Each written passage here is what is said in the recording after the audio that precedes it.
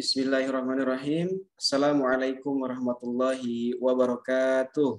Waalaikumsalam. Alhamdulillahilladzi an'amana bi ni'matil iman wal islam wa nusalli wa nusallim ala khairil anam sayyidina Muhammadin wa ala alihi wa sahbihi ajmain amma ba'd. Segala puji bagi Allah, Tuhan semesta alam, pemberi sebaik-baik nikmat, tentunya nikmat iman dan Islam. Salawat serta salam senantiasa terlimpah kepada junjungan kita Nabi besar Muhammad sallallahu alaihi wasallam, kepada keluarganya dan juga para sahabatnya. Selamat siang Bapak Ibu sahabat IZI, selamat datang kembali di kajian rutin Inisiatif Zakat Indonesia atau biasa dikenal dengan Kantin IZI.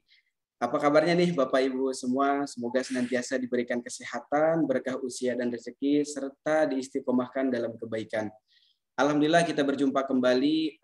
Perkenalkan sebelumnya saya Agustiana Fajri, insya Allah akan memandu ngobrol santai kita di siang hari ini.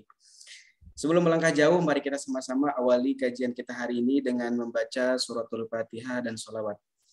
A'udzubillahi minasyaitonirrajim. Bismillahirrahmanirrahim. Alhamdulillahirabbil arrahmanirrahim maliki yaumiddin iyyaka na'budu wa iyyaka nasta'in ihdinas siratal mustaqim siratal ladzina an'amta 'alaihim ghairil maghdubi 'alaihim waladdallin. Allahumma shalli ala sayyidina Muhammad wa ala ali sayyidina Muhammad. Baik Bapak Ibu sahabat IZI, alhamdulillah ini kita memasuki sesi ke-7 nih untuk kajian parenting itu sendiri, dan tema ngobrol seputar rumah tangga kali ini insya Allah mengenai bagaimana caranya mengatasi konflik rumah tangga. Nah, ini tentu tema yang sangat menarik dan juga penting, di mana tidak dapat kita pungkiri konflik dalam sebuah rumah tangga itu pasti ada. Nah, kemudian bagaimana caranya menyikapi semua konflik ini? Insya Allah kita sudah hadir dengan narasumber yang ahlinya ya untuk insya Allah beliau juga dijuluki atau dikenal dengan konselor keluarga. Insya Allah akan menemani kita untuk mengupas tema kita hari ini. Beliau adalah Ustadz Cahyadi Takaryawan, seorang penulis buku dan juga konselor keluarga. Insya Allah sahabat IZI semua juga sudah mengenalnya ya, karena di beberapa sesi Ustadz Cahyadi juga sempat mengisi. Sebelumnya izinkan saya perkenalkan beliau lebih dekat lagi. Untuk pendidikan sendiri, beliau pernah mengenyam pendidikan di Fakultas Farmasi UGM, kemudian pendidikan profesi apoteker di UGM, kemudian program pendidikan reguler angkatan 45 nih di Lembaga Kegiatan Nasional Republik Indonesia tahun 2010, kemudian pendidikan konselor keluarga. Nah, kemudian ini Masya Allah ada beberapa juga penghargaan. Penghargaannya penulis buku berbahasa Indonesia terbaik tahun 2006 dan dari Kementerian Pendidikan Nasional Republik Indonesia. Kemudian ini yang terakhir nih ada Pin Emas Pegiat Ketahanan Keluarga nih tahun 2019 dan dari Gubernur Daerah Istimewa Yogyakarta Sultan dari pemerintah ini ya, dari Yogyakarta. Kemudian ini ada aktivitas. Nah, ini beliau juga seorang penulis buku, kemudian senior editor PT Era Edi Citra ya ini ya. Ya, nanti mungkin bisa dibantu dikoreksi Pak ya. Kemudian Era Ade Citra Intermedia, kemudian konselor di Jogja Family Center, kemudian bimbingan Wonderful Family Institute, kemudian pengasuh pengajian pernak-pernik rumah tangga, Masya Allah ini dan banyak lagi. Alhamdulillah beliau sudah hadir bersama kita untuk mengupas tema kita hari ini. Tanpa lama-lama lagi, saya sapa beliau. Assalamualaikum Ustadz. Waalaikumsalam warahmatullahi wabarakatuh. Baik Ustadz, Alhamdulillah. Apa kabar Ustadz? Alhamdulillah, khair, baik. Baik, kita doakan mudah-mudahan beliau senantiasa diberikan kesehatan untuk Amin. terus mengamalkan ilmunya untuk insya Allah dengan banyaknya kajian-kajian seperti ini, keluarga di Indonesia semakin harmonis dan tahu arah tujuan berkeluarga. Baik Ustadz, insya Allah ini sudah masuk waktunya, kami persilahkan. Baik. Sahabatku sekalian yang dirahmati Allah SWT, saya mulai. Bismillahirrahmanirrahim. Assalamualaikum warahmatullahi wabarakatuh. Alhamdulillahirabbil alamin wa bihi nasta'inu ala umuri dunya waddin. Asyhadu an la ilaha illallah wahdahu la syarikalah wa asyhadu anna Muhammadan abduhu wa rasuluh la nabiyya ba'dah. Allahumma shalli wa sallim wa barik ala nabiyyina Muhammad wa ala alihi wa ashabihi ajmain wa ba'd. Sahabatku sekalian, wabil khusus para pengelola IZI yang dirahmati Allah SWT, Inisiatif Zakat Indonesia, dan juga semua peserta, ayah bunda, sahabat-sahabatku semuanya, peserta kantin weekend IZI yang kali ini sudah sampai pada sesi yang ke-7. Berbahagia sekali, meskipun hanya secara online, kita bisa bertemu, dipertemukan oleh Allah SWT. Insya Allah tidak mengurangi keberkahan, ya, meskipun pertemuan kita hanya melalui sarana Zoom. Sahabat sekalian, tema yang kita angkat pada kesempatan siang hari ini sangat menarik dan wabil khusus bagi pasangan suami istri yang tentu saja di dalam kehidupannya itu tidak pernah bisa luput dari konflik. Tidak mungkin ada satupun pasangan suami istri di muka bumi ini yang tidak ada konfliknya. Karena konflik itu seperti yang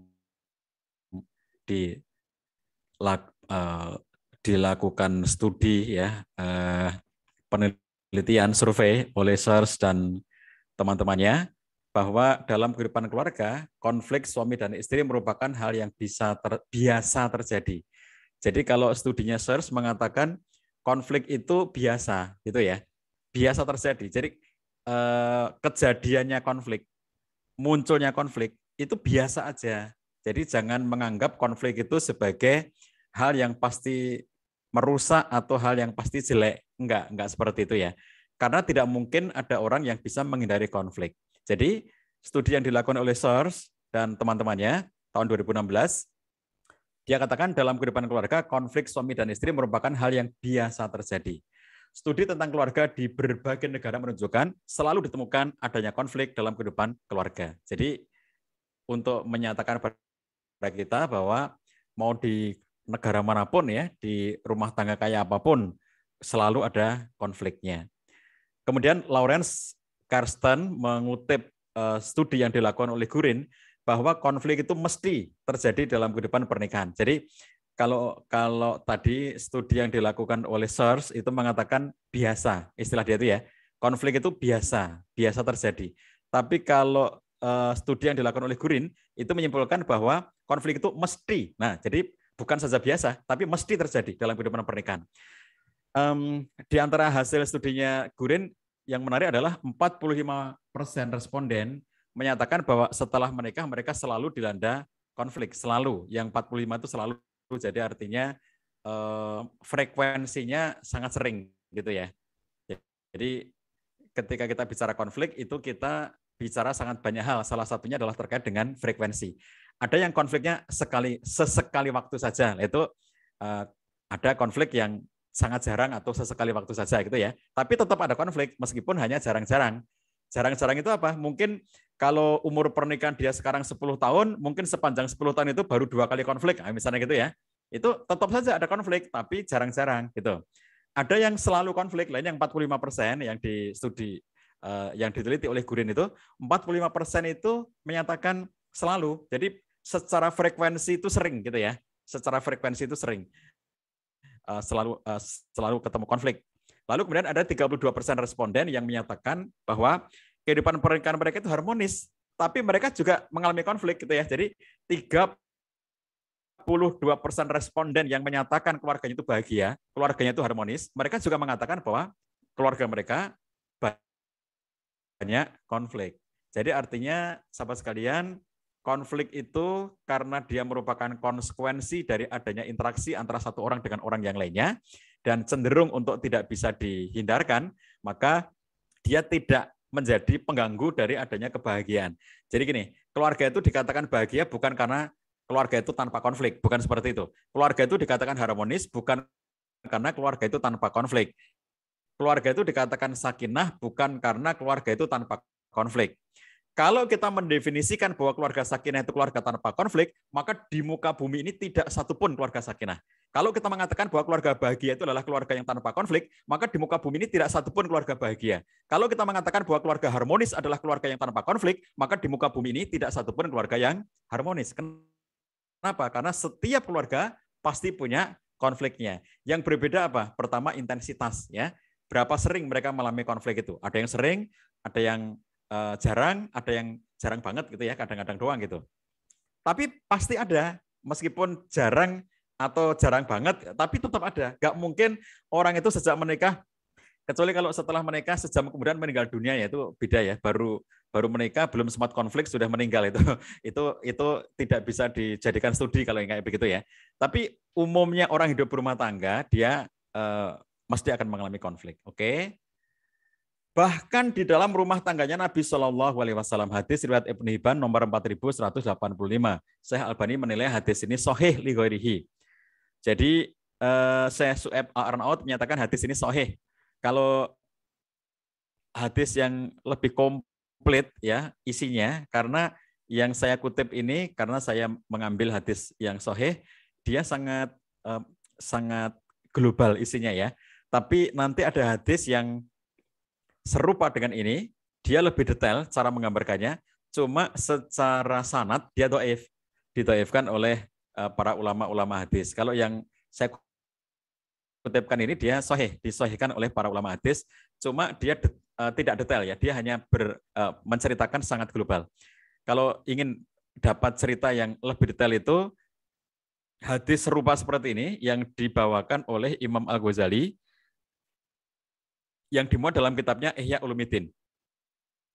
Dari Aisyah radhiyallahu anha, dia bercerita bahwa Nabi sallallahu alaihi wasallam meminta kepada Abu Bakar menyelesaikan masalah tentang Aisyah. Nah, kalau dalam riwayat yang dikutip oleh Imam Al-Ghazali seperti ini bunyinya, bahwa Nabi ada sengketa dengan Aisyah. Nah, semacam itu ya kalimatnya.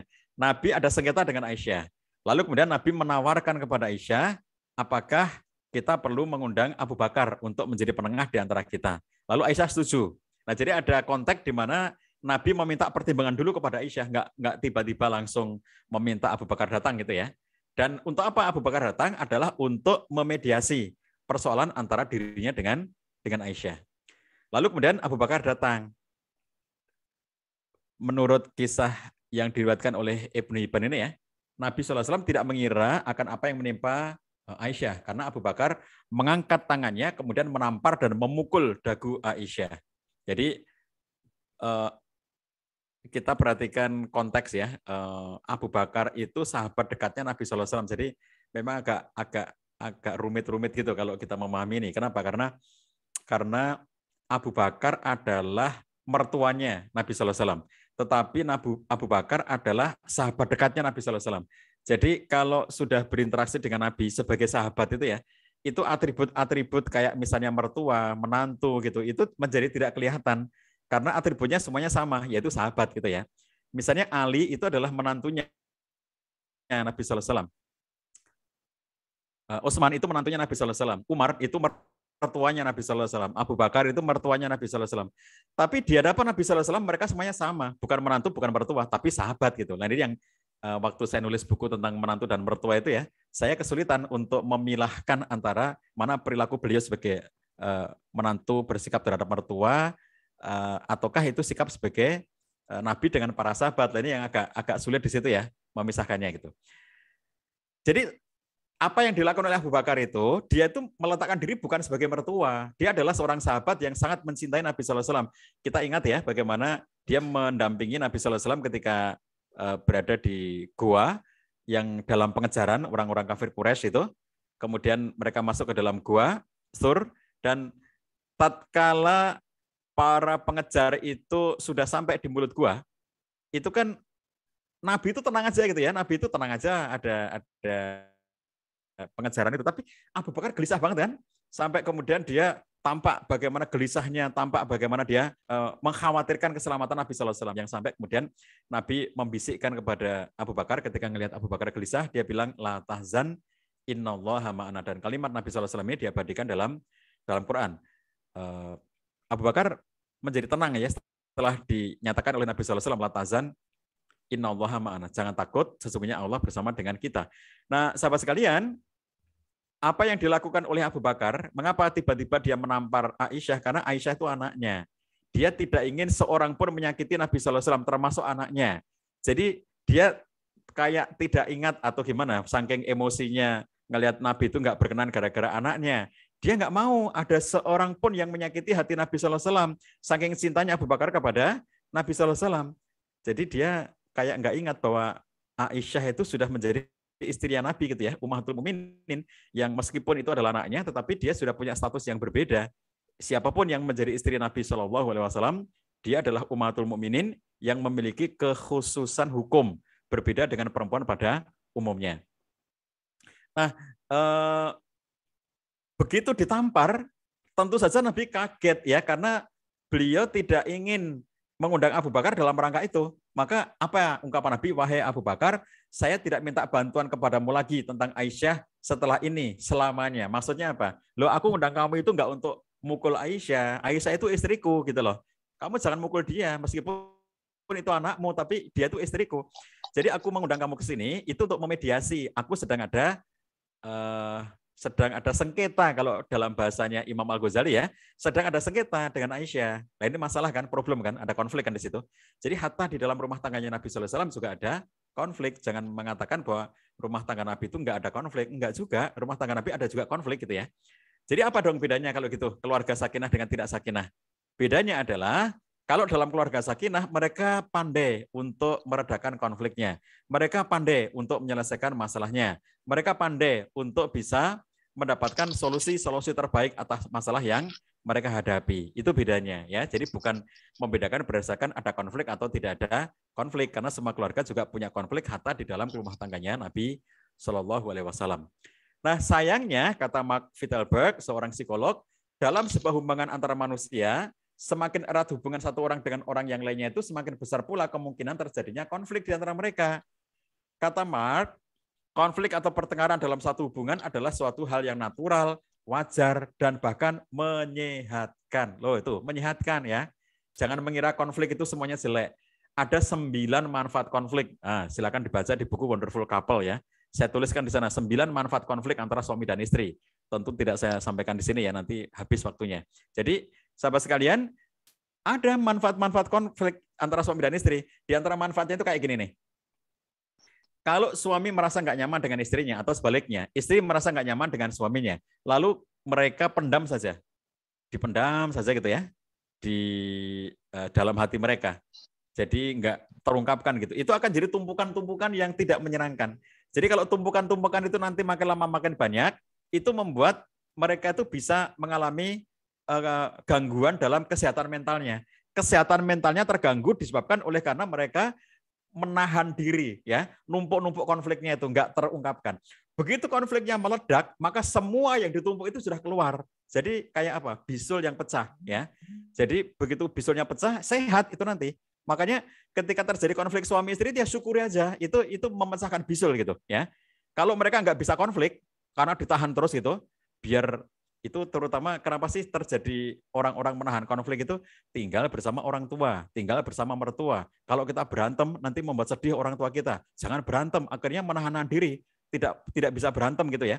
Jadi bisa berantem itu sehat gitu ya. Jangan mengatakan bahwa kalau orang berantem itu tidak sehat antara suami dan istri itu.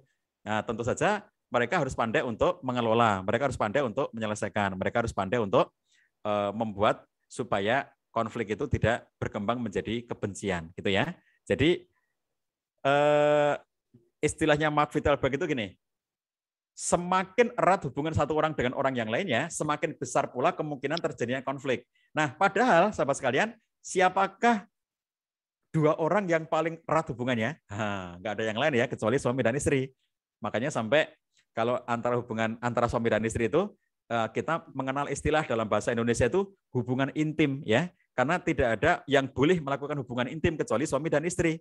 Orang tua dengan anak nggak boleh melakukan hubungan intim. Jadi tidak ada hubungan yang paling intim dibandingkan dengan suami dan istri. Oleh karena semakin intim satu orang dengan orang lainnya itu semakin besar peluang terjadinya konflik, maka peluang konflik paling gede memang antara suami dan istri. Lah itu ironis ini. Ironis lah. Suami istri itu mereka bersatu karena cinta dan kasih sayang.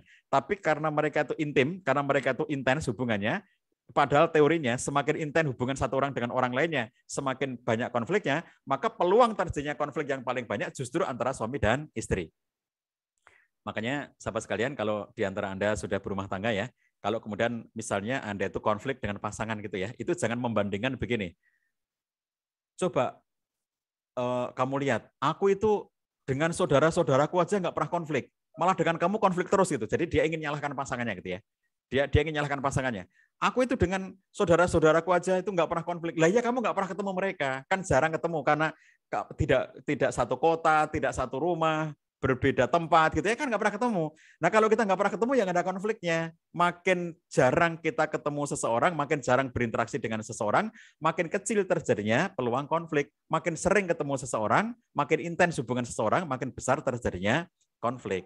Nah sayangnya kata Mark Vittelberg, kita tidak diajari bagaimana mengatasi konflik itu. Jadi konflik itu kita tahu bahwa itu pasti terjadi. Sayangnya kita nggak belajar ya. Sayangnya kita nggak belajar bagaimana berkonflik. Jadi mestinya kalau dalam pembekalan pranikah itu ya, kalau teman-teman Izzy nanti kalau bikin kantin weekend ya, nanti episode keberapa ketika khusus untuk teman-teman yang belum menikah, itu kasih satu sesi tentang bagaimanakah konflik gitu ya. Jadi hidup berumah tangga itu ya siap dengan segala sesuatunya bahwa nanti akan terjadi konflik. Artinya apa? Belajar konflik, belajar bagaimana kita berkonflik, belajar bagaimana cara konflik, belajar bagaimana cara kita untuk menyelesaikan konflik gitu. Maka kita harus mempelajarinya ya, kata Mark Vittelberg. Nah, oleh karena itu sahabat sekalian, karena konflik itu adalah sesuatu yang sifatnya apa tadi istilahnya? Istilahnya adalah wajar, natural dan menyehatkan gitu kan kata Mark Vittelberg. Jadi konflik itu karena dia adalah hal yang natural, wajar, bahkan menyehatkan, maka jangan menunggu untuk selesai dari satu konflik agar bisa bahagia. Artinya apa?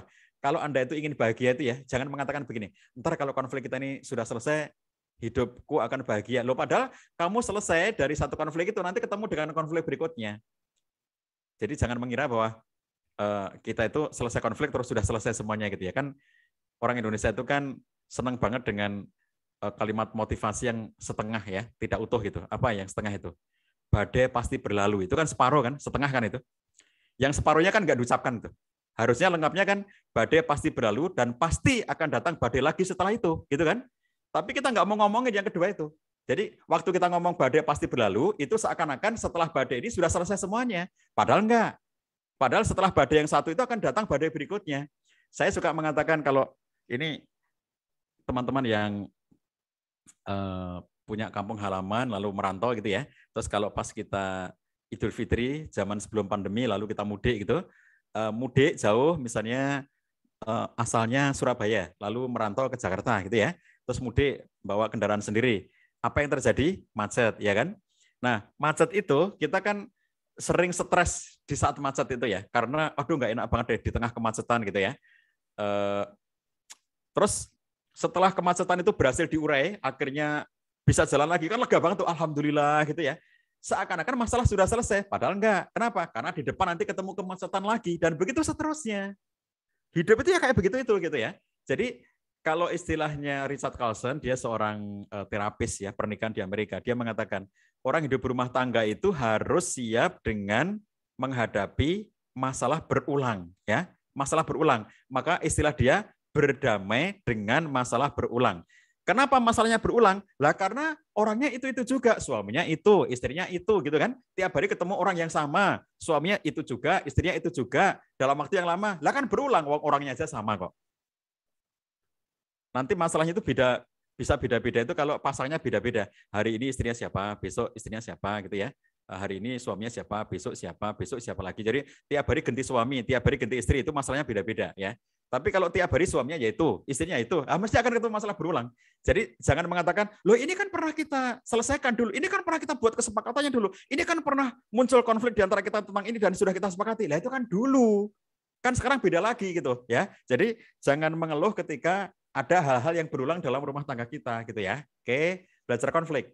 Maka kalau dalam kehidupan sehari-hari, kita itu kadang-kadang menemukan orang-orang yang meyakini satu mitos ya, yang seperti yang ditulis oleh Aaron dan April Jacob ini yang saya kutip ya, adalah sebuah mitos bahwa ketika Anda itu berhasil menyelesaikan satu problem, kamu otomatis akan bahagia. Itu orang berpikir kayak gitu ya. Oh, aku nanti, misalnya masalahnya apa?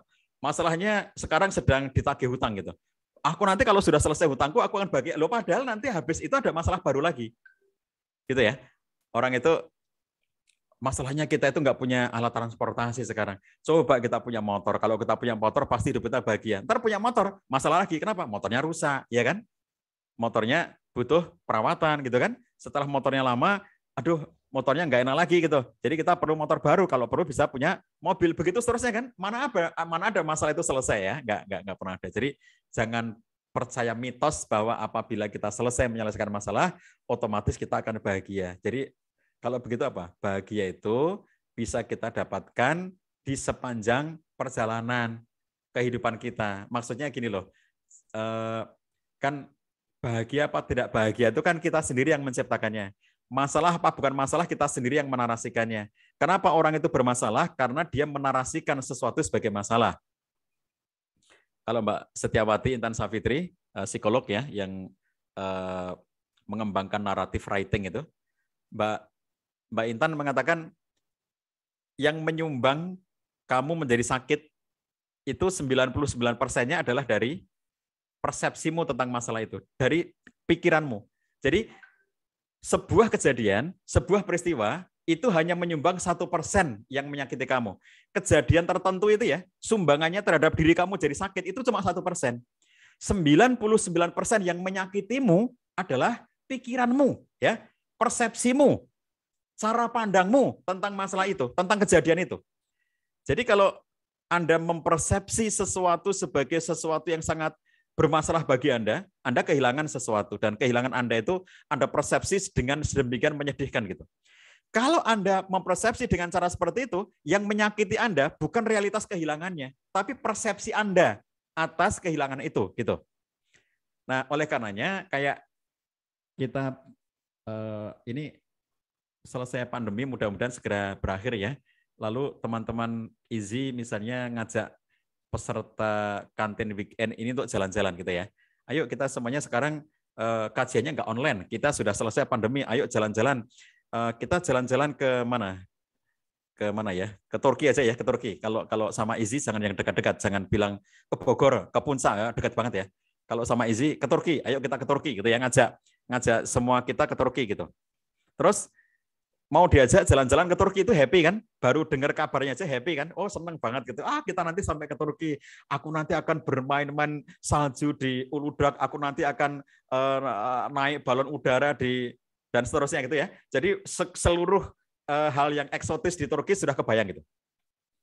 Nah, lalu kita membayangkan kita nanti akan bahagia kalau kita nanti sudah sampai di Turki. Kita nanti bahagia kalau sudah sampai ke Uludag. Kita nanti bahagia kalau sudah sampai ke Selat Bosporus dan seterusnya. Loh, padahal belum tentu sampai di sana.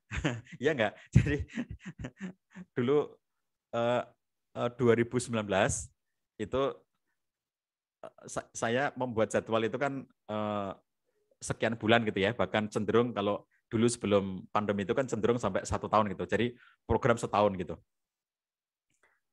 2019 itu sudah merencanakan 2020 itu bepergian kemana saja. Di antara undangan yang 2020 itu adalah 1, Jepang, 2 Turki, 3 Inggris, 4 Austria. Jadi saya belum berangkat aja sudah happy karena belum pernah ke Austria. Saya itu membayangkan Austria itu saya membayangkan akan memasuki kampung-kampung di Austria yang sangat eksotis gitu ya. Kalau Anda searching kampung paling indah itu nanti ada di Austria. Jadi belum berangkat aja udah happy banget itu. Lalu masuk tahun 2020, langsung pandemi, langsung lockdown, langsung semuanya tutup, dan cancel semuanya gitu kan. Coba bayangkan. Kalau saya itu membayangkan, nanti akan bahagia kalau sudah sampai di Austria. Nanti akan bahagia kalau sampai di Jepang gitu kan. Jadi akhirnya nggak pernah bahagia. Kenapa? Karena nggak sampai di sana. Jadi hidup berumah tangga itu jangan kayak begitu itu ya. Kalau kita membayangkan nanti kita akan bahagia kalau sudah punya rumah, ya kalau sampai akhir hayat punya rumah. Lah kalau enggak, berarti nggak pernah bahagia dong hidupmu. Saya punya teman ya yang sampai akhir hayatnya tidak bahagia. Saya punya ustadz yang sampai Saya punya ustadz yang sampai akhir hayatnya tidak punya rumah gitu. Tapi bukankah mereka bahagia? Oh, kita kenal tokoh nasional ya, ulama namanya Pak Kiai A.R. Fahrudin. Dulu ketua PP Muhammadiyah. Beliau ulama yang sangat karismatik. Saya banyak belajar kepada beliau. Saya ketemu beliau ketika masih kuliah dan sering mendengarkan tausiah dari beliau. Sampai akhir hayatnya nggak punya rumah, Pak R. Fahrudin itu. Apakah beliau tidak bahagia? Bahagia banget hidupnya ya. Saya punya guru ngaji ya, Ustadz Rahmat Abdullah. Sampai akhir hayatnya nggak punya rumah. Apakah beliau nggak bahagia? Bahagia banget di hidupnya gitu ya. Karena punya kebaikan spiritual. Maksud saya hidup berumah tangga itu gitu loh ya. Jadi, aduh kita ini nggak punya rumah nih. Jadi lihat tuh orang-orang lain baru nikah sudah pada punya rumah. Kita ini belum punya rumah nih. Jadi hidup kita penuh masalah. Lah itu namanya menarasikan itu sebagai masalah. Mengonstruksi peristiwa tidak punya rumah sebagai masalah. Jadi apakah itu masalah apa tidak masalah? 99% dari pikiranmu. Bukan dari realitas kamu tidak punya rumah itu. Apakah kalau orang punya rumah langsung bahagia? Ya enggak lah ya. Jadi kita itu ngelihat bahwa apa yang kita konstruksi dalam pikiran kita adalah mitos bahwa ketika Anda mengatakan, aku nanti kalau sudah selesai, aku nanti kalau sudah bisa membuat rumah, aku akan bahagia. Aku nanti kalau sudah punya menggenapi perabot rumah tanggaku, aku akan bahagia. Loh itu namanya mitos kayak begitu itu. Jadi nggak punya mobil, apakah itu masalah apa tidak masalah, itu tergantung persepsi kita. Kalau kita mempersepsi tidak punya mobil sebagai masalah, maka itu menjadi benar-benar masalah dalam diri kita. Karena kita apresiasi, kita persepsi, kita konstruksi narasi-narasi dalam pikiran kita bahwa nggak punya mobil itu masalah. Tapi kalau kita mengatakan bahwa nggak punya mobil itu bukan masalah, ya memang dia bukan masalah. Makanya realitas tidak punya mobil itu ya, hanya 1% menyumbang rasa sakit kamu. Tapi 99% itu dari persepsi kamu. Orang nggak punya mobil itu nggak apa-apa kok. Kalau kamu mempersepsi itu sebagai sesuatu yang bukan masalah. Tapi itu akan menjadi sangat bermasalah dan menyakitkan kamu dengan mengatakan bahwa, lihat tuh, satu komplek perumahan kita ini, yang nggak punya mobil, tinggal kita sendiri. Itu sekomplek ini. Kemarin kan pada bulan kemarin, itu ada 2 keluarga di komplek perumahan ini yang nggak punya rumah. Rumah kita sama rumah sebelah. Itu 2 keluarga, satu komplek perumahan kita ini, yang nggak punya mobil. Bulan ini, tetangga sebelah rumah kita beli mobil. Jadi kompleks sudah penderitaan kita. Kita tinggal satu-satunya keluarga di komplek perumahan ini yang tidak punya mobil. Kita ini keluarga paling bermasalah. Itu menarasikan sendiri bahwa itu adalah masalah. Realitas tidak punya mobil itu hanya menyumbang 1% atas rasa sakit yang diderita. Tetapi 99% sakitnya itu adalah karena narasi yang kita bangun bahwa itu adalah sebuah masalah. Itu yang namanya belajar konflik ya, sahabat sekalian. Oke. Konflik tidak datang dengan tiba-tiba, dia ada levelnya.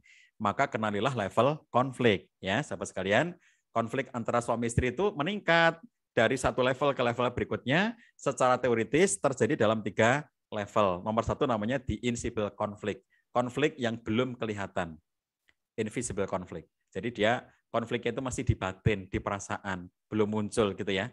Jadi kalau andai orang lain ngelihat ada suami istri gitu ya, mereka tampak berjalan berdua, berkegiatan berdua, lalu kita mengatakan, wow, betapa mesranya mereka berdua, betapa kompaknya mereka berdua. Loh, kita nggak tahu ya pertempuran apa yang sedang terjadi pada mereka, karena masih mereka sembunyikan, invisible conflict namanya. Kita ngelihat ada sepasang suami istri yang duduk di satu ruang tunggu, misalnya kita lagi di terminal, kita lagi di stasiun kereta api gitu ya, nunggu kereta, terus kita menyaksikan ada sepasang suami istri duduk berduaan gitu ya. Kemudian kita dari jauh menyaksikan betapa mesranya mereka berdua duduk berdua gitu. Betapa harmonisnya mereka. Lo kan itu kita orang luar ya. Kita tidak tahu sedahsyat apa pertempuran yang mungkin sedang terjadi pada mereka. Kita tidak tahu. Karena konflik mereka belum ditampakkan. Itu namanya invisible conflict. Bentuknya apa? Ketidaknyamanan hubungan, ya. Kondisi-kondisi tidak enak yang dipendam dalam hati dan perasaan dan tidak diekspresikan. Kalau ini terus-menerus tidak diekspresikan, nanti suatu ketika meledak menjadi level 2, yaitu the experience conflict. The experience, ini ada ledakan di situ ya. Konflik yang terjadi pada tingkatan yang sudah muncul di permukaan. Jadi yang sudah sama-sama diketahui, sudah sama-sama dirasakan, dan sudah tampak di permukaan.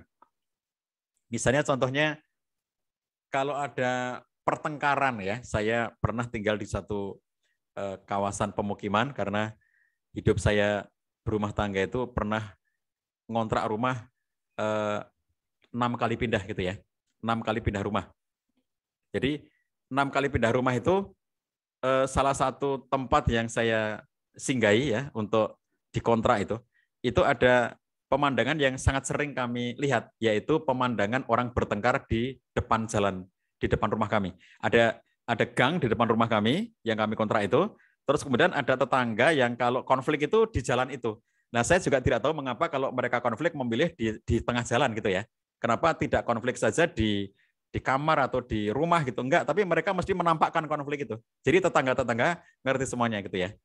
Mereka mesti di gang itu, di gang yang itu gang yang sangat padat pemukiman. Rumah itu kayak berdempet-dempet satu dengan yang lainnya, yang kayak nggak ada selanya gitu ya. Rumah yang sangat padat gitu. Dan dia konflik di jalan itu.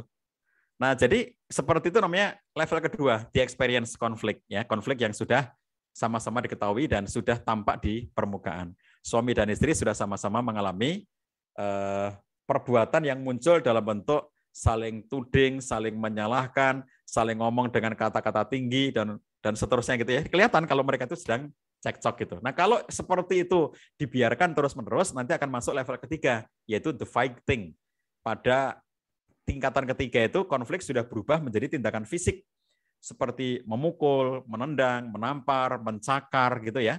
Bahkan menggunakan senjata, pakai bambu, pakai kayu, pakai pisau, pakai gunting, pakai cutter gitu.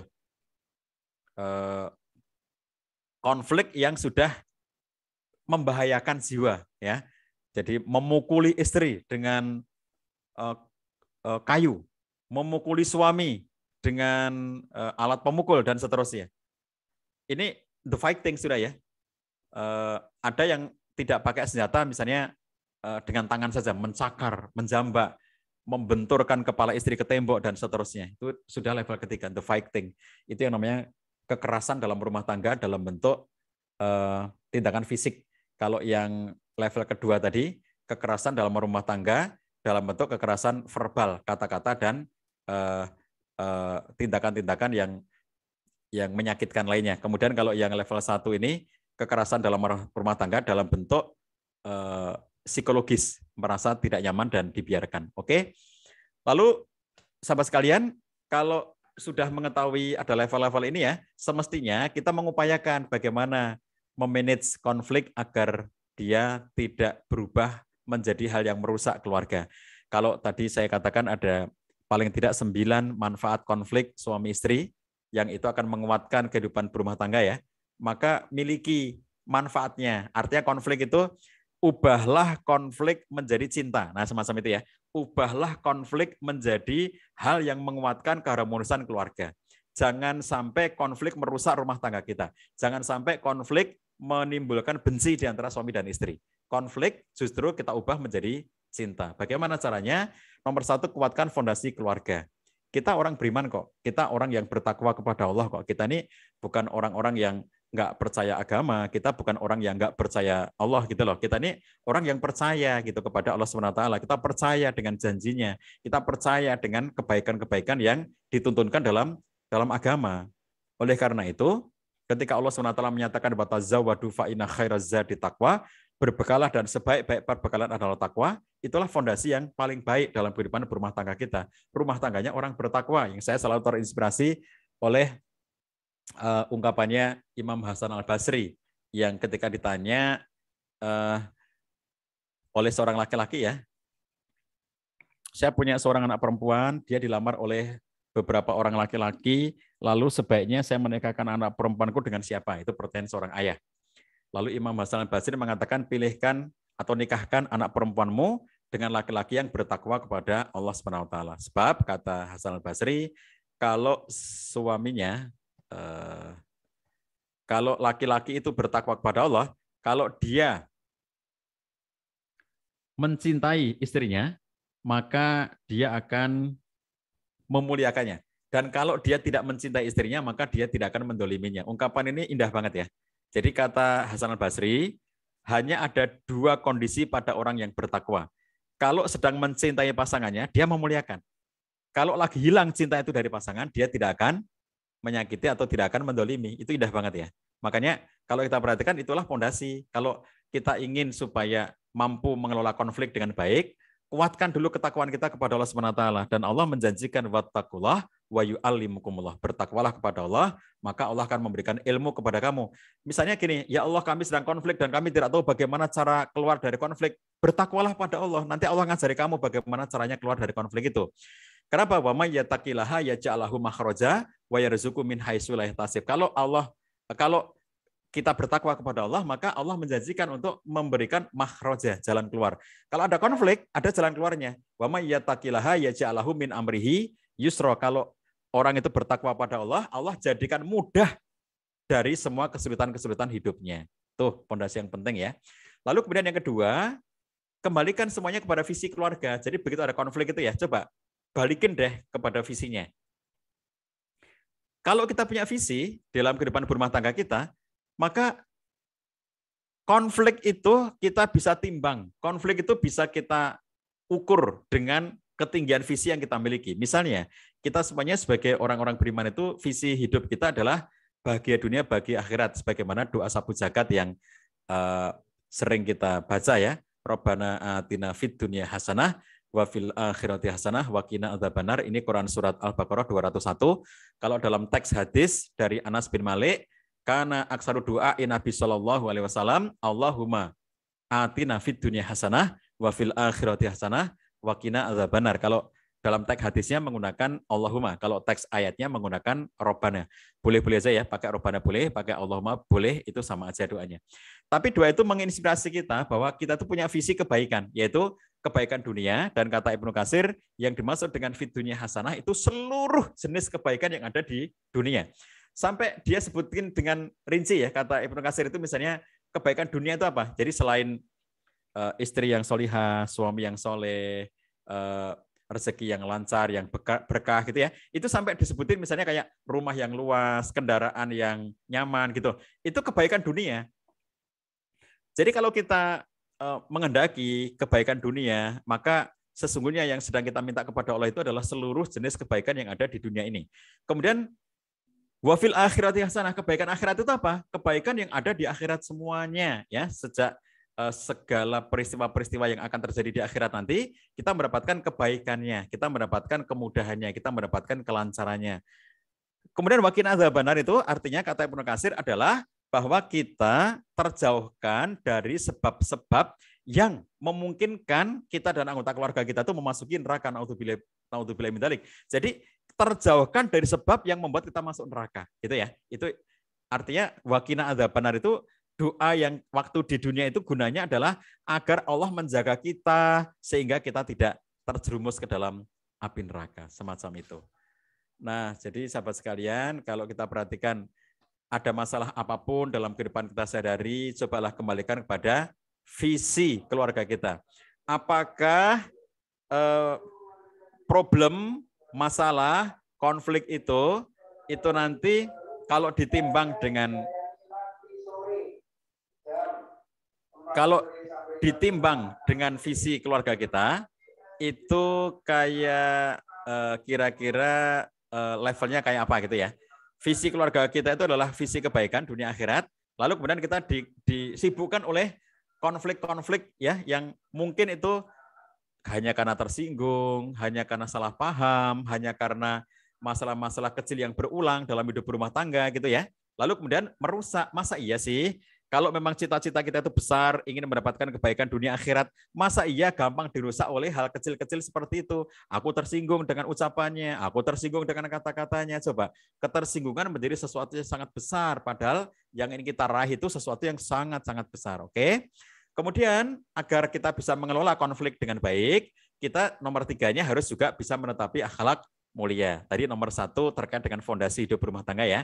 Nomor 2 terkait dengan visi. Nomor 3-nya adalah bagaimana kita menetapi akhlak yang mulia. Orang berakhlak, orang yang punya akhlak mulia, kalaupun konflik tetap berakhlak. Konfliknya orang berakhlak berbeda dengan konfliknya orang yang tidak punya akhlak.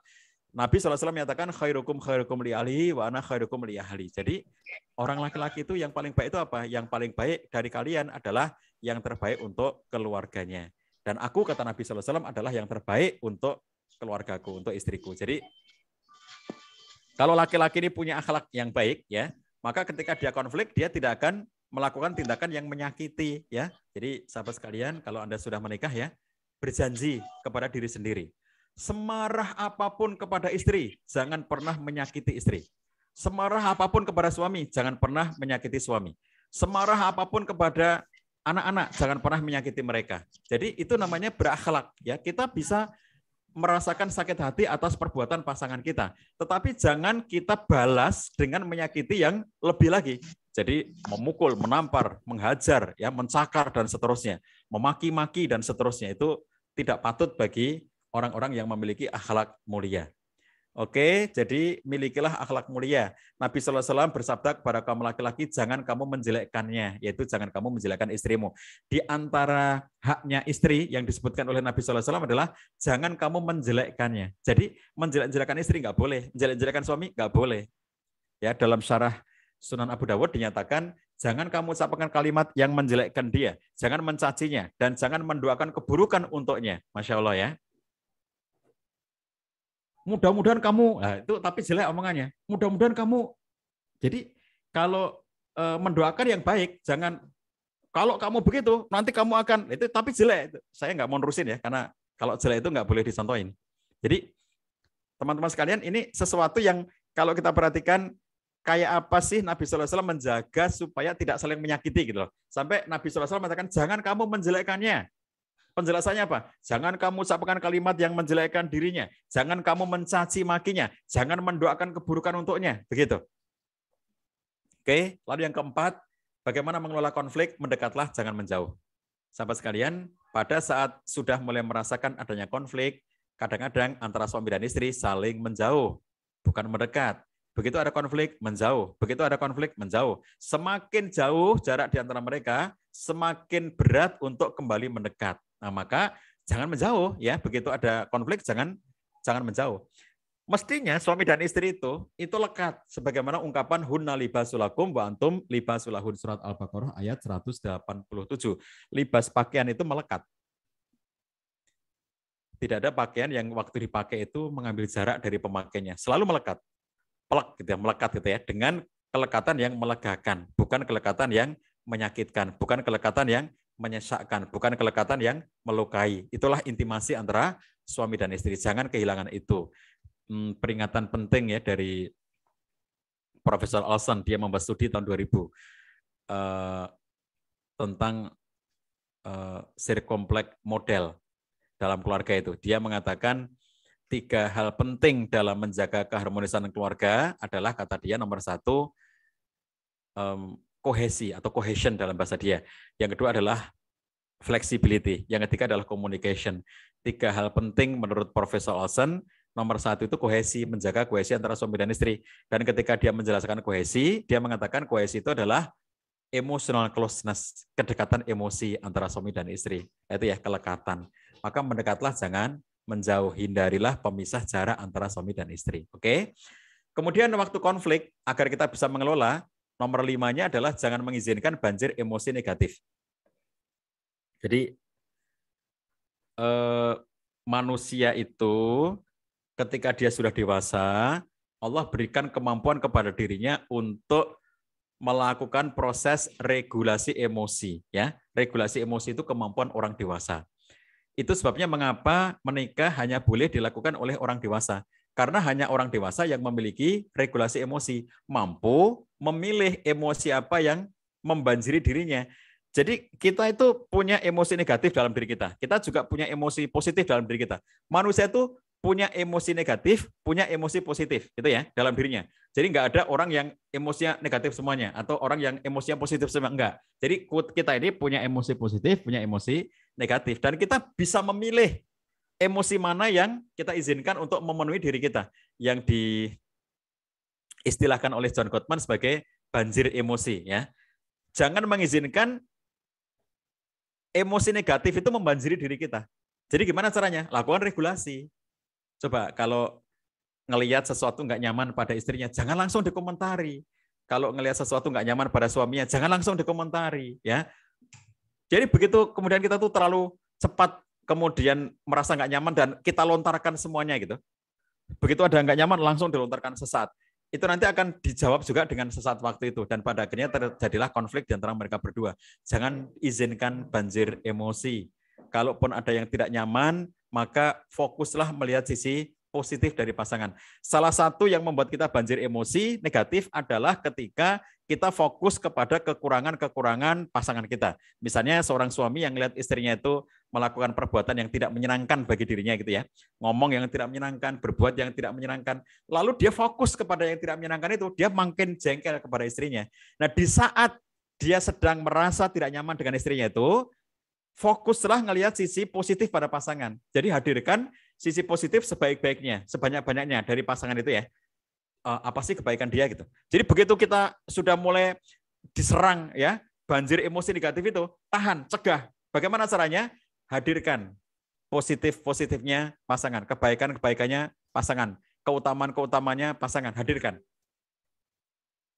Kalau dalam dunia konseling kita diajari untuk menghitung mundur. Jadi begitu kita sudah mulai marah, kita sudah mulai emosi dengan pasangan, hitung mundur. 3, 2, 1, stop.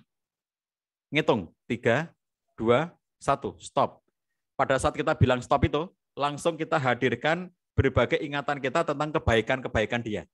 Jadi jangan dibiarkan menguasai ya, keburukan-keburukan dirinya itu menguasai diri kita. Maksudnya gini, dia memang melakukan hal yang tidak menyenangkan. Dia melakukan tindakan yang membuat tidak enjoy, tidak nyaman bagi Anda gitu ya. Tapi dia pasti punya kebaikan-kebaikan yang lainnya. Jadi begitu Anda mulai terasa ya, sudah mulai jengkel, lalu kelihatan sudah mulai emosi gitu, Anda sadarkan itu. Begitu terasa sudah mulai emosi, kalimat sudah makin meninggi, nggak nyaman gitu, hitung mundur. 3, 2, 1, stop. Begitu Anda bilang stop, hadirkan. Dia kemarin berbuat baik begini, kemarin dia begini, terus saja ya. Hadirkan kebaikan-kebaikannya. Itu akan membuat Anda tidak jadi terbanjiri oleh emosi negatif. Oke.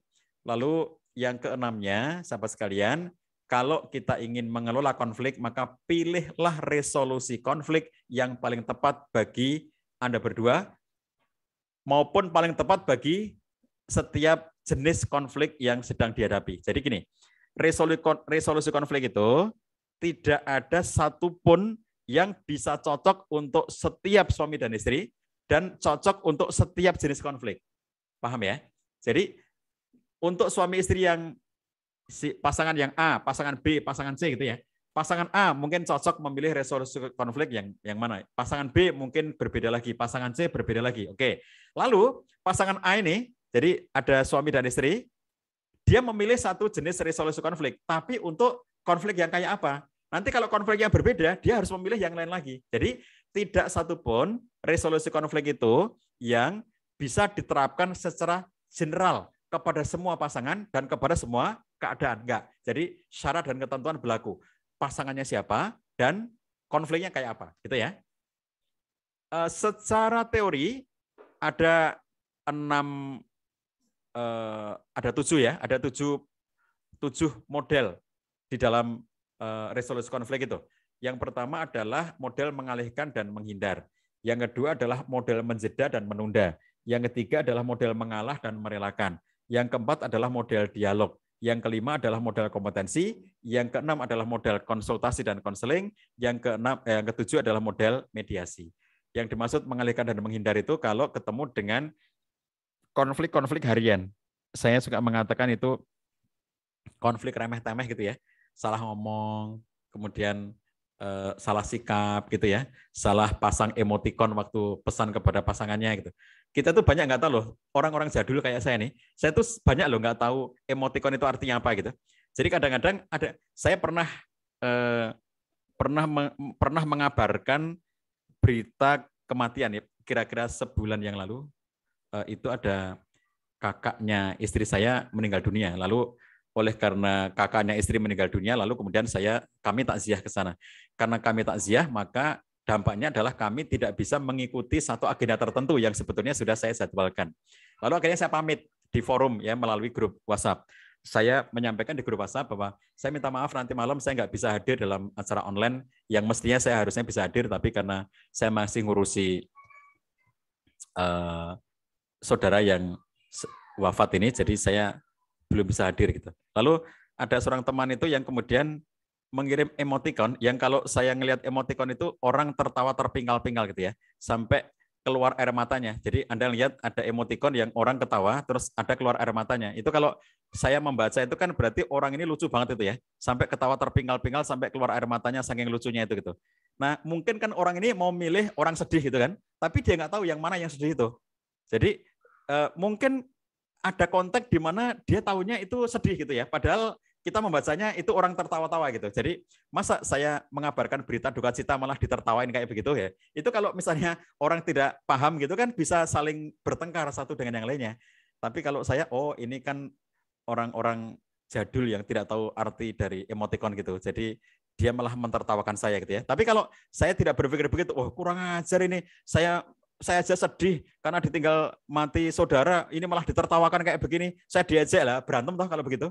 Jadi kadang-kadang ada konflik suami istri itu yang bercorak kayak begitu itu.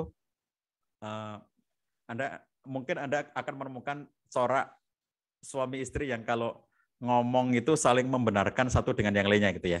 Misalnya gini, contohnya gini, ada sepasang suami istri ketemu saya, ngobrol gitu. Halo, Masya Allah Pak Cah, saya senang sekali ketemu Pak Cah, kata suaminya. Saya senang banget ketemu Pak Cah ini. Sudah lama banget sebetulnya saya sudah pengen ketemu Pak Cah, alhamdulillah akhirnya sekarang bisa ketemu gitu ya. Sebetulnya kemarin tahun lalu itu Pak Cah, pada bulan Juli tahun lalu saya juga sudah mau ke Jogja. Istrinya langsung nyela, enggak, bukan Juli itu sudah Agustus. Misalnya gitu itu loh. Anda ketemu yang orang-orang kayak gitu tuh ya. Jadi suaminya ngomong apa, dibenerin. Istrinya ngomong apa, dibenerin. Padahal bagi saya kan nggak ada penting-pentingnya sama sekali. Kamu mau Juli, mau Agustus, apa pentingnya bagi saya gitu loh. Tapi itu menimbulkan konflik di antara mereka. Jadi pada akhirnya enggak, itu bukan Juli itu Agustus tuh. Oh ya Agustus, kata suaminya mencoba ngalah gitu ya. Jadi waktu itu kan dari perjalanan Pak Cah, kami dari Jakarta terus sekalian pengennya mampir ke Jogja gitu. Enggak, itu bukan dari Jakarta, awalnya dari Bogor. Lah terus ngapain ya? Bagi saya informasi kayak gitu gunanya apa bagi saya? Entah kalian mau dari Bogor, mau dari Jakarta, apa hubungannya dengan saya gitu loh. Tapi kayak gitu jadi bahan pertengkaran ya. Itu yang saya sebut sebagai hal remeh-temeh. Kayak gitu tuh nggak usah ngapain juga harus membenarkan gitu. Kalaupun itu Juli atau Juni atau Agustus atau Mei itu hubungannya apa? Bagi saya kan nggak ada gitu. Kalian dari Bandung, dari Bogor, dari Banten atau dari manapun gitu ya. Lah apa hubungannya bagi saya gitu. Jadi kadang-kadang ada orang yang terus kemudian kayak berusaha banget, obsesi banget untuk membenarkan gitu ya, bahwa itu sesuatu yang harus dibenarkan ya, semacam itu. Nah kalau ketemu yang begini nih ya, mengalihkan dan menghindar, oke? Jadi cari omongan lain yang kemudian nanti akan membuat mereka tidak berkonflik. Itu contohnya. Kemudian ada menjeda dan menunda dan seterusnya ya. Saya tidak bisa menyampaikan satu persatu. Nanti silakan dibaca sendiri teman-teman sekalian. Apa yang saya sudah hadirkan dalam slide itu nanti bisa teman-teman simak ya untuk dipelajari, untuk dibaca, dan saya kira itu yang bisa saya sampaikan dalam kesempatan kali ini. Saya Mohon maaf kalau ada yang tidak bisa saya jelaskan dengan detail karena waktu yang sudah habis. Saya kembalikan kepada Bang Agustiana. Assalamualaikum warahmatullahi wabarakatuh. Waalaikumsalam warahmatullahi wabarakatuh. Masya Allah, alhamdulillah, luar biasa. Ini padat dan berisi. Saya juga ikut mencatat dan insya Allah ini buat bekal kita semua. Baik, alhamdulillah. Syukran jazakallah khair Ustadz Cahyadi Takaryawan yang sudah memaparkan, menjawab dan memberikan solusi mungkin atas seputar konflik keluarga yang tadi sudah dibuka bahwa konflik dalam rumah tangga itu harus katanya. Jadi kalimat yang cukup mungkin mencengangkan bagi saya sendiri yang kadang junior ya, kita mungkin pernikahan dini gitu, kadang turut menghindari padahal itu juga cukup sehat dalam berumah tangga. Baik, insya Allah ini kita sudah masuk sesi tanya jawab. Tadi alhamdulillah sudah ada beberapa pertanyaan yang masuk. Sebelum menunggu yang lainnya, saya izin bacakan, Ustadz. Baik. Untuk Bapak Ibu sekalian, dipersilakan jika ingin bertanya baik resen atau di kolom chat. Baik, ini saya bacakan untuk pertanyaan pertama. Ini dari Bunda ya, saya panggilnya Bunda aja. Ini dari Bunda Halimah. Baik, pertanyaannya, Assalamualaikum Ustadz, izin bertanya bagaimana kalau hubungan kita adem ayem walaupun sebenarnya sedang ada konflik tapi enggak berani konflik. Demikian Ustadz pertanyaannya. Iya, sahabat sekalian, jadi kalau adem ayem ya tentu harus disyukuri ya karena adem ayem gitu. Tetapi yang harus diperhatikan adalah bahwa kalau ada ganjalan-ganjalan itu milikilah sarana untuk katarsis ya. Jadi jangan diendapkan. Katarsis itu apa? Katarsis itu penyaluran. Jadi penyaluran itu misalnya contohnya begini. Bisa jadi Anda itu konflik tapi level 1, ya kan? Karena perasaan gak nyaman tadi. Berarti kan konflik itu sebetulnya bukan adem ayem, cuma belum experience, belum level kedua gitu. Sebetulnya Anda sudah konflik tapi level 1. Bagaimana cara biar tidak masuk ke level 2? Lakukan katarsis. Katarsis itu apa? Anda bisa saja membuatnya itu tanpa harus berkonflik di level kedua atau level ketiga. Dengan jalan Anda melakukan proses penyaluran. Contoh penyalurannya apa? Saya kira Anda, teman-teman ya, mungkin sudah banyak yang membaca tulisan, termasuk saya juga pernah menuliskan ulang maksudnya kisah tentang boneka rajut itu ya. Nenek tua dan boneka rajut. Pernah dengar kan ceritanya? Itu saya kira itu contoh katarsis ya. Gini, saya kira sudah banyak yang dengar. Jadi sepasang suami istri sampai akhirnya mereka jadi kakek dan nenek, ya hidup mereka kayak tadi adem ayem gitu ya, adem ayem, baik-baik saja hidupnya gitu, sampai jadi kakek, sampai jadi nenek. Nah, ada satu hal yang menjadi permintaan nenek itu kepada sang kakek agar tidak dilanggar, yaitu jangan pernah membuka kotak yang saya taruh di atas almari saya. Pesanku kepada kamu hanya itu, kamu tidak boleh, jadi seumur hidup kamu nggak boleh buka itu. Jangan membuka kotak yang aku taruh di atas almari. Dan itu diikuti oleh sang kakek. Gitu. Lalu pada suatu ketika nenek ini sakit ya, sudah tua, kakek juga sudah tua, nenek sakit, marah di rumah sakit, lalu sang nenek ngerasa jangan-jangan waktuku meninggal sudah dekat, maka aku perlu menjelaskan sesuatu kepada suamiku. Lalu dia bilang, kamu ingat kotak rahasia yang aku selalu bilang jangan buka yang ada di atas lemariku. Iya, aku ingat. Bolehkah kamu membawanya ke sini, ambilkan dan bawa ke rumah sakit, bawa ke sini.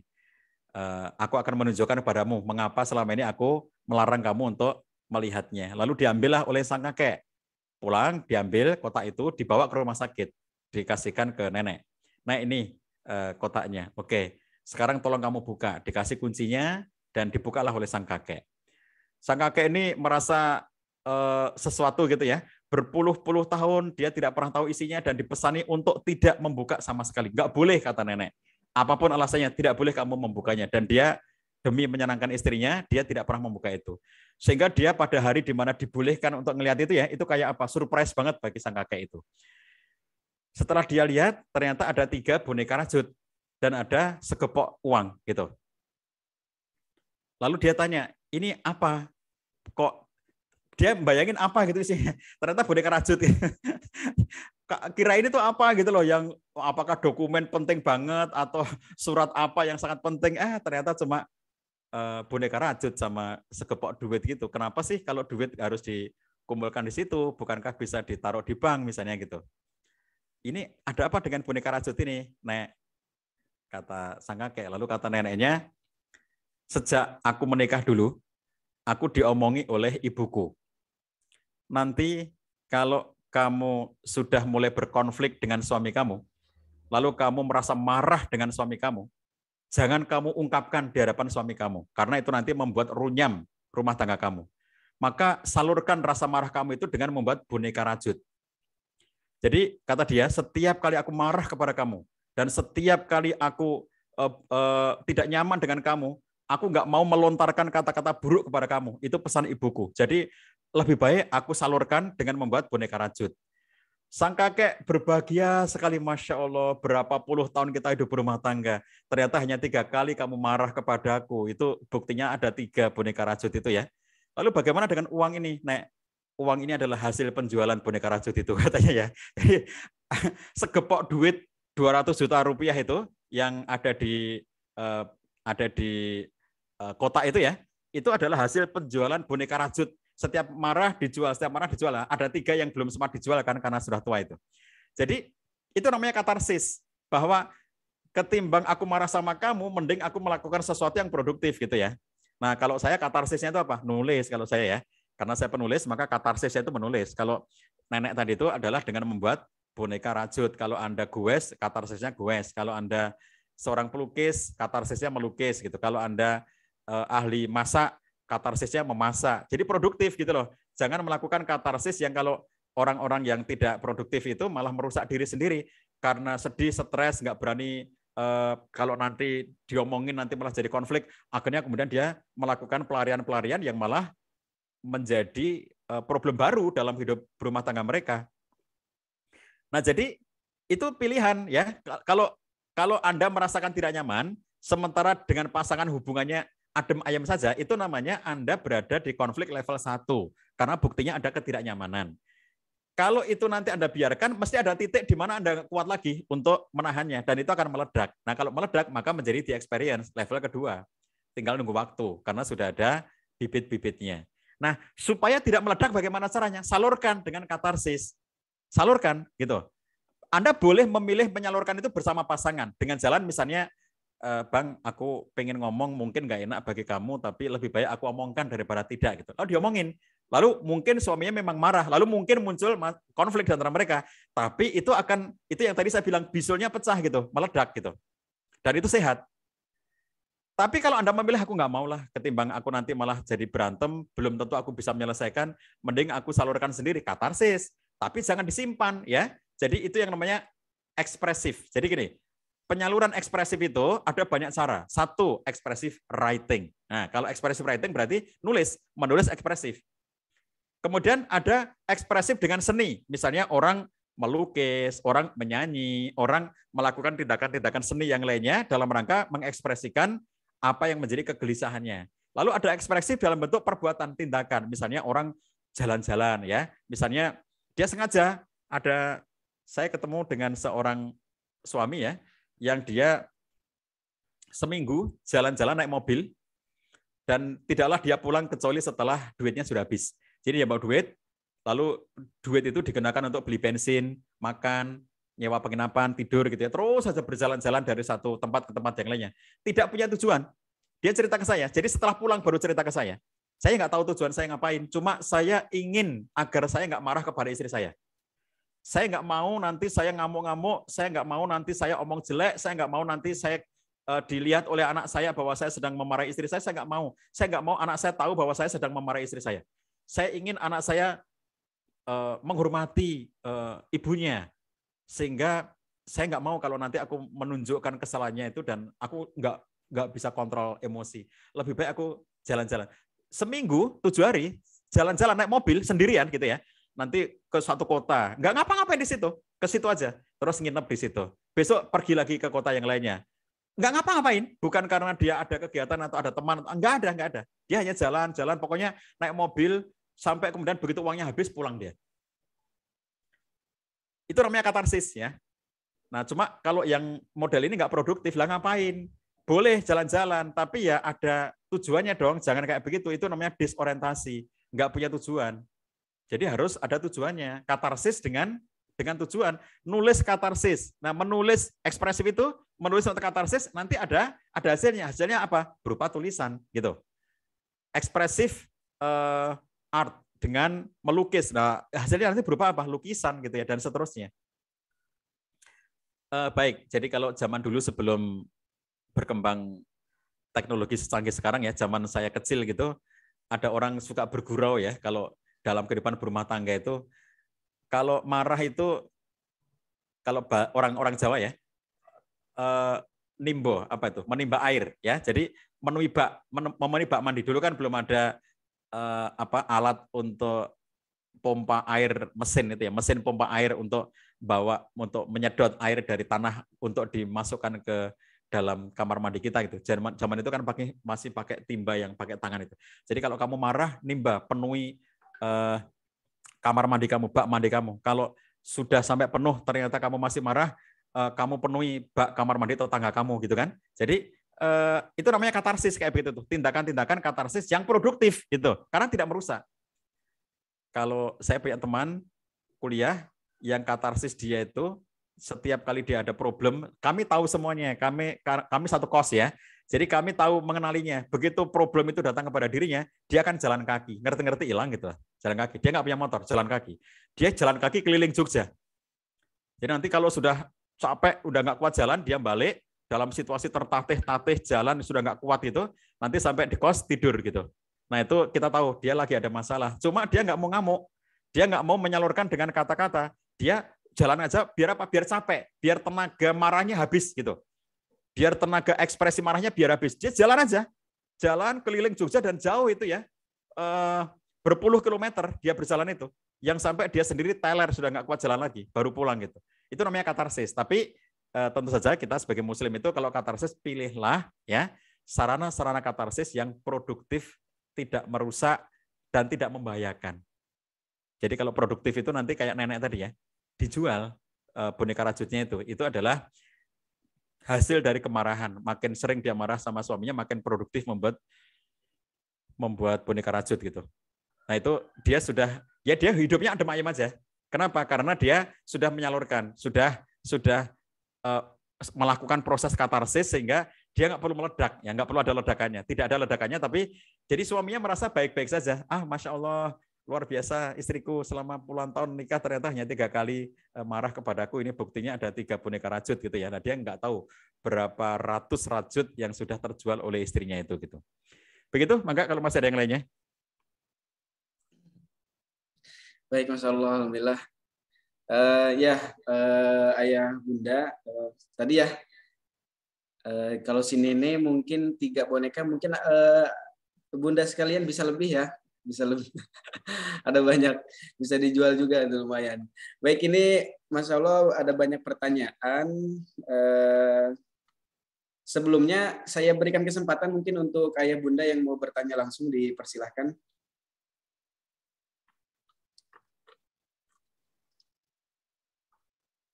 Ada?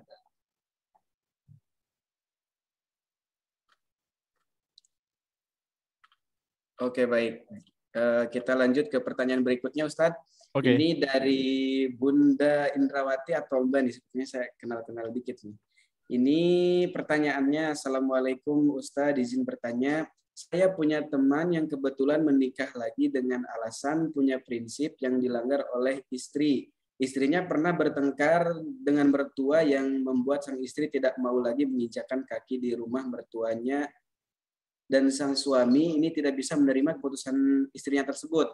Pertanyaan saya, apakah keputusan teman saya itu sudah wajar atau bagaimana, Ustadz? Kita pisahkan ya teman-teman sekalian antara menikah lagi dengan konflik suami istri. Itu kita pisahkan gitu. Jadi kalau bab menikah lagi, ya itu ada aturannya. Ya silakan aja orang menikah lagi ya, karena itu ada syariatnya. Tempuh caranya dengan baik ya, karena memang ada syariatnya untuk seseorang laki-laki muslim itu menikah lagi dengan syarat dan ketentuan yang berlaku. Jadi kalau bab menikah lagi, ya silakan aja sesuai dengan syarat dan ketentuannya itu gitu ya. Tapi kalau terkait dengan konflik suami istri, jadi cara pandangnya jangan begini. Karena kamu begini, maka aku nikah lagi. Lah itu kan dua hal yang berbeda. Kalau mau nikah lagi, ya nikah lagi aja. Wong istrinya nggak ada masalah aja, Anda nikah lagi boleh kok. Kan tidak ada persyaratan bahwa seorang laki-laki muslim boleh menikah lagi kalau istrinya bermasalah. Kan tidak begitu. Jadi sepanjang Anda menempuh proses dengan baik, kalau mau nikah lagi ya silakan ya. Tetapi kalau babnya adalah menyelesaikan masalah, bukan itu cara penyelesaian masalah. Bukan itu cara menyelesaikan masalah. Jadi kalau cara menyelesaikan masalah adalah omongin baik-baik ya. Setiap orang dewasa normal itu melakukan tindakan itu pasti ada reason, ada alasan. Contoh, seorang istri yang mengatakan aku nggak mau menginjakkan kaki di rumah mertuaku lagi. Itu kan pasti punya alasan kan?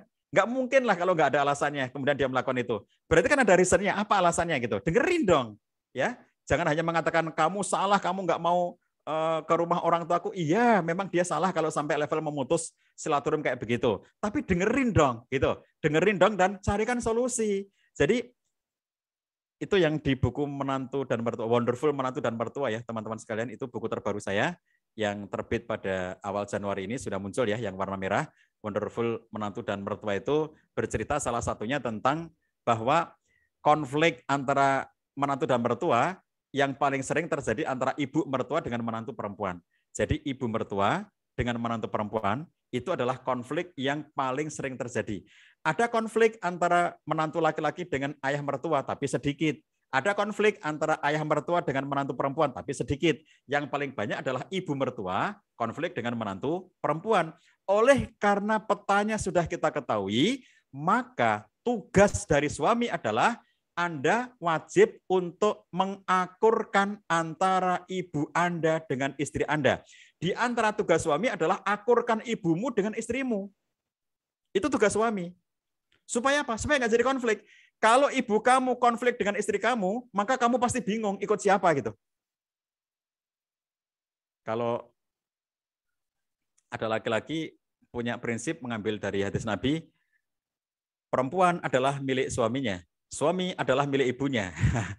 Jadi dengan dalil itu dia mengatakan harus belain ibunya. Loh, iya belain ibunya. Oke. Tapi gimana dong kamu kemudian mengabaikan istri kamu? Ya nggak boleh lah. Wong itu dua kewajiban yang berbeda. Kewajiban kepada ibu adalah birrul walidain. Ini wajib kepada ibu kita, masih ada maupun tidak ada. Birrul walidain wajib ya. Termasuk pula istri Anda punya kewajiban birrul walidain kepada ibunya, juga kepada bapaknya.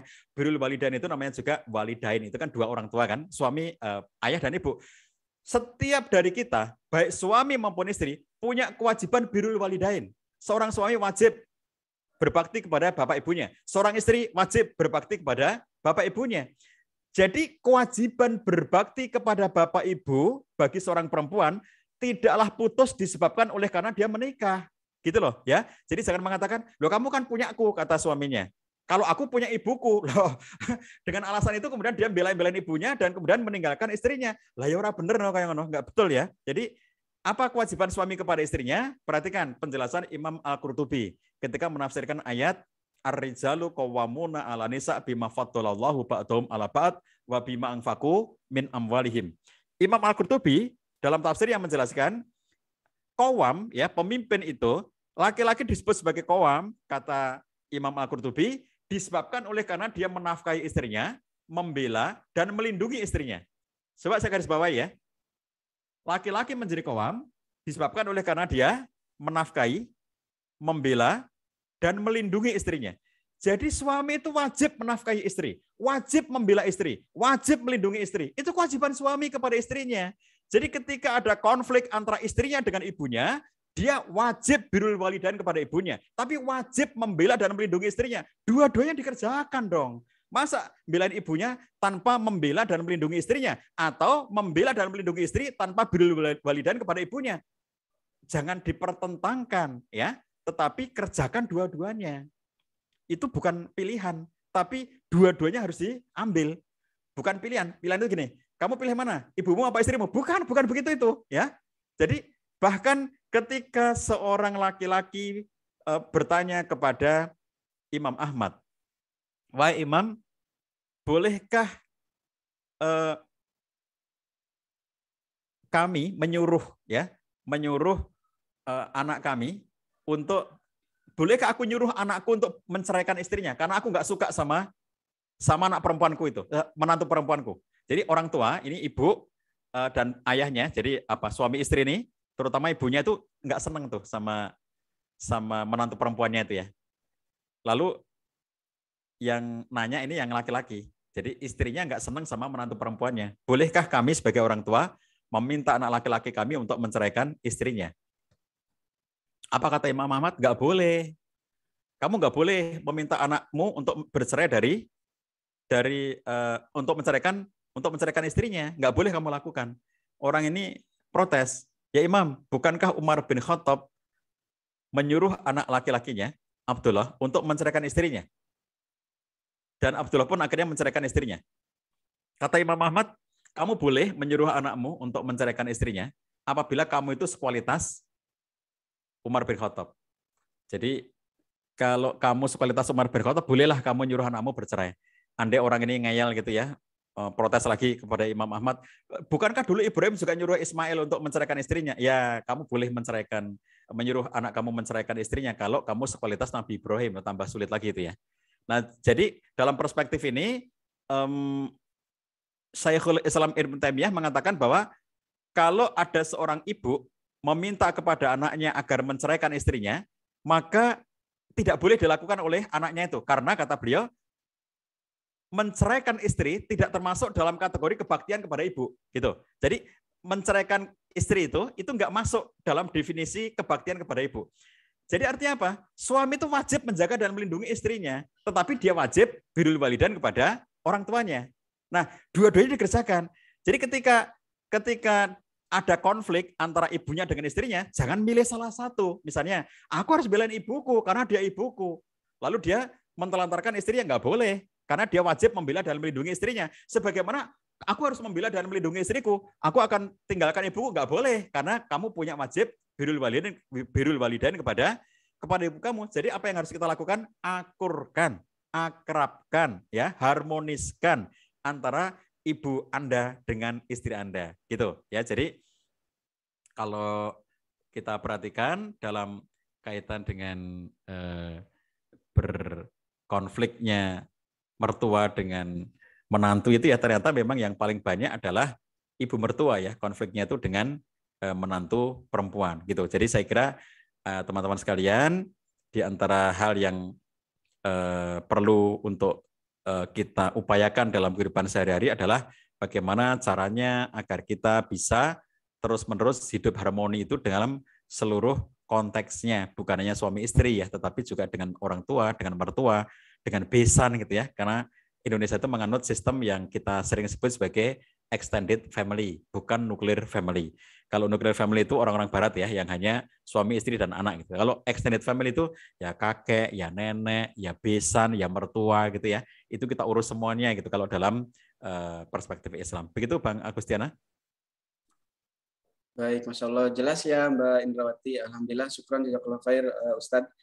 Dan mohon maaf Mbak Indrawati, kita lewat dulu pertanyaan keduanya. Ini karena masih lumayan banyak, insya Allah mungkin jika ada waktu kita sampaikan di akhir. Ini kemudian Ustadz, pertanyaan berikutnya ini dari Bunda Rizka Hidayati. Pertanyaannya, izin bertanya Ustadz, bagaimana cara membangun kepercayaan yang sempat hilang? Pasangan saya dulu suka chat iseng-iseng dengan akhwat lain. Waktu itu dia sudah minta maaf, tapi saya sulit untuk percaya kembali. Bagaimana cara menghadapi pasangan yang suka tebar pesona? Demikian Ustaz. Itu pasangannya suruh tebar sarapan pagi gratis saja Mbak, ya, daripada tebar pesona ya. Sekarang kan banyak tuh masjid-masjid ya, musola-musola, tebar sarapan pagi gratis tiap Jumat gitu. Nah itu suruh aja begitu pasangannya yang suka tebar-tebar itu ya. Sahabat sekalian, kalau bab kepercayaan itu adalah sesuatu yang memang harus timbal balik. Jadi gini, kepercayaan itu muncul dengan sebab-sebabnya gitu ya. Tidak mungkin saya bisa percaya kepada Izi kalau tidak ada sebabnya. Kenapa saya percaya kepada Izi? Karena saya tahu Izi itu lembaga yang terpercaya. Maka dalam pengelolaan zakat, pengelolaan infak dan seterusnya, maka melalui Izi saya percaya itu karena tahu ada sebab, ada alasan mengapa saya percaya kepada istri, terutama dalam pengelolaan zakat gitu. Nah, suami istri juga begitu. Kenapa seorang suami bisa mempercayai istri? Kenapa seorang istri bisa mempercayai suami? Itu pasti ada reason, ada sebabnya. Itu nomor satu. Nomor duanya adalah ketika pernah terjadi peristiwa, maka yang kita lihat itu adalah upaya perbaikan ya dari apa yang pernah terjadi itu. Contohnya ya, misalnya sempat muncul kecemburuan pada istri karena sang suami dianggap melakukan tindakan yang menyakiti hatinya gitu ya. Lalu kemudian itu membuatnya tidak lagi bisa percaya. Nah, tentu saja apa yang sudah pernah terjadi itu yang kita lihat bukan apa yang sudah terjadi itu, tetapi apa upaya perbaikan yang dilakukannya sekarang. Inilah salah satu sifat manusia ya, teman-teman sekalian. Jadi manusia itu ada, kalau satu studi psikologi itu mengatakan begini, manusia itu ada dalam dirinya itu dua sifat ya, dua konteks itu. Satunya disebut velcro, satunya disebut dengan teflon. Apa itu teflon? Teflon itu kalau Anda masak ya di panci yang tidak lengket itu namanya teflon ya. Jadi teflon itu nggak lengket ya. Kalau kita masak telur pakai alatnya teflon, itu berarti nggak lengket gitu ya. Kalau velcro itu apa? Kalau velcro itu lengket, itu yang alat untuk melengketkan yang pakai kerak gitu ya di baju kita itu namanya velcro. Jadi manusia itu terhadap hal-hal yang negatif, yang buruk itu velcro di otaknya. Sedangkan hal-hal yang bercorak kebaikan, yang positif, itu teflon. Itu loh, negatifnya itu ya. Jadi kalau ada seorang suami yang berlaku sangat banyak, ya, misalnya berapa tahun, ini tadi yang bertanya ya, misalnya sudah berapa tahun pernikahannya, taruhlah saya anggap 10 tahun, misalnya gitu ya. 10 tahun menikah. Lalu dalam 10 tahun itu pernah ada kejadian, apa 1, apa 2, apa 3 gitu ya, yang menyakitkan bagi istrinya.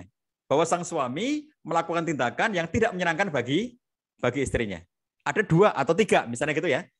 Tapi selama 10 tahun itu tentu ada ratusan, bahkan mungkin ribuan, bahkan mungkin ratusan ribu kebaikan-kebaikan suami yang itu semuanya hilang. Karena apa? Teflon. Kebaikan itu teflon. Keburukan itu velcro. Jadi 3 hal yang salah dari suaminya itu tiba-tiba menjadikan penilaian totalitas kepada suaminya. Dia pernah melakukan kesalahan begini tahun sekian diulangi lagi, tahun begini diulangi lagi. Itu velcro, melekat. Itu yang menyakiti orang. Jadi sahabat sekalian, kalau kita perhatikan bagaimana orang itu begitu apa sih ya, ingat kuat gitu ya terhadap hal-hal yang menyakitkan. Itu loh yang disebut dengan velcro itu. Tidak adilnya apa? Bukankah suaminya pasti punya banyak kebaikan? Itu loh ya. Bukankah suaminya pasti punya banyak kebaikan? Kenapa yang diingat hanya kekurangannya sehingga akhirnya menimbulkan ketidakpercayaan?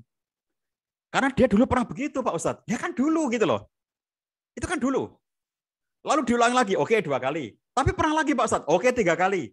Tapi bukankah dari totalitas keseluruhan hidup Anda berdua selama 10 tahun, misalnya saya asumsikan nikah sudah 10 tahun, banyak mana antara kebaikan dengan keburukannya?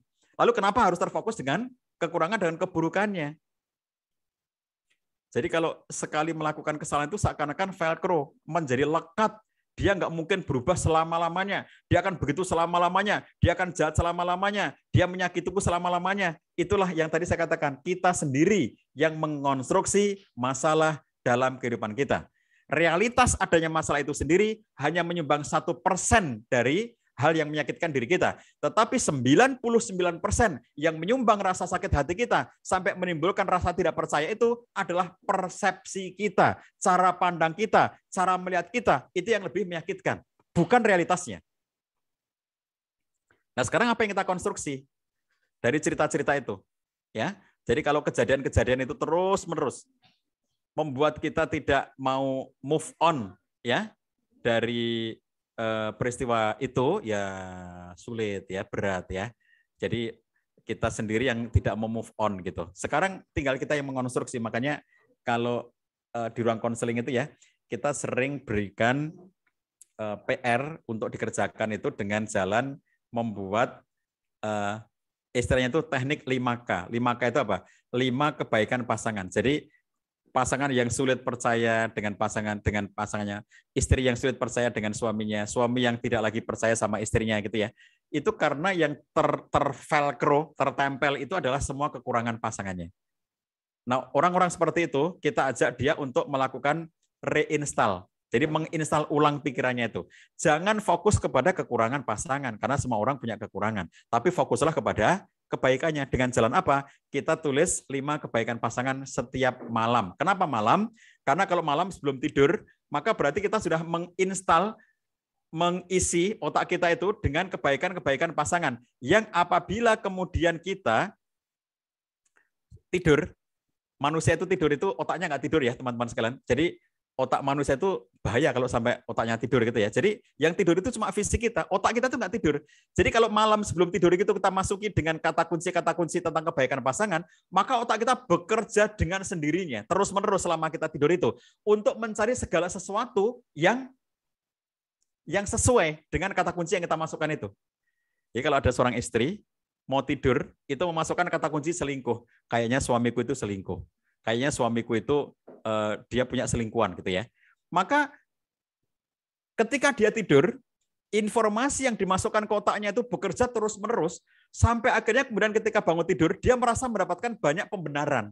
Oh, benar itu, dia selingkuh karena kemarin juga begini, karena dulu juga begitu gitu ya. Jadi tergantung dari apa yang kita masukin. Sekarang apa yang kita input. Jadi kalau cara menginstal ulang supaya percaya kepada suami lagi ya, supaya kembali kepercayaan pada suami, installah untuk lebih banyak mengingat kebaikan pasangan dengan jalan membuat tulisan tentang kebaikan pasangan. Setiap hari 5 kebaikan pasangan ditulis. Hari ini kebaikan pasanganku 1, 2, 3, 4, 5. Besok 1, 2, 3, 4, 5. Terus setiap hari nulis 5 kebaikan pasangan. Oke, jadi sahabatku sekalian, kalau Anda memilih untuk tidak pernah percaya kepada pasangan, seumur hidup Anda tidak akan pernah bisa merasakan ketenangan. Tetapi kalau Anda memilih untuk melihat lebih banyak sisi kebaikan pasangan Anda, maka Anda akan bisa kembali memiliki kepercayaan kepada pasangan karena dia pun memiliki sangat banyak kebaikan. Mohon maaf ya teman-teman sekalian, saya tahu ada banyak sekali pertanyaan yang sudah masuk, tetapi waktu kita sudah habis. Mudah-mudahan kita bisa bertemu dalam sesi-sesi berikutnya untuk kita teruskan obrolan kita dan bisa menjawab pertanyaan-pertanyaan yang belum selesai ini ya. Mudah-mudahan Allah berkahi kita semuanya, Allah berikan kepada kita keluarga yang sakinah, mawaddah warahmah, Allah berikan kepada kita anak-anak soleh dan solihah, Allah berikan kepada kita rezeki yang lancar dan penuh berkah, dan mudah-mudahan kita kelak semuanya dikumpulkan di jannah surganya Allah SWT. Billahi taufiq wal hidayah. Wassalamualaikum warahmatullahi wabarakatuh. Waalaikumsalam warahmatullahi wabarakatuh. Baik, Masya Allah, Alhamdulillah. Syukur jazakallah khair Ustadz Cahyadi Takaryawan yang sudah banyak memberikan ilmu kepada kita semua, dan mohon maaf ya untuk ayah bunda sekalian yang sempat bertanya, mudah-mudahan bisa kita teruskan di kajian-kajian berikutnya. Syukur jazakallah khair Ustadz atas penyampaiannya. Insya Allah banyak ilmu yang bisa kita simpan untuk bekal mengarungi bahtera rumah tangga. Baik, terima kasih ayah bunda. Alhamdulillah kita sudah di akhir acara. Semoga kajian ini mendatangkan banyak manfaat untuk bekal kita semua dalam mengarungi rumah tangga. Alhamdulillah, usai sudah majelis ilmu hari ini. Semoga bisa berjumpa kembali di lain kesempatan dan semoga Allah terus tumbuhkan semangat menuntut ilmu kepada kita semua. Baik, tadi kita awali dengan basmalah, mari kita tutup dengan hamdalah dan kafaratul majelis. Alhamdulillahirabbil alamin. Subhanakallahumma wa bihamdika astaghfiruka. Sebelumnya mohon maaf tadi sudah di-share untuk link feedback ya dari kegiatan ini, kajian kita ini. Mudah-mudahan Bapak Ibu berkenan untuk mengisi link tersebut. Baik, selaku pembawa acara, saya mewakili segenap panitia, mohon dibukakan pintu maaf atas segala kehilapan dan kekurangan. Afwan minkum, wassalamualaikum warahmatullahi wabarakatuh.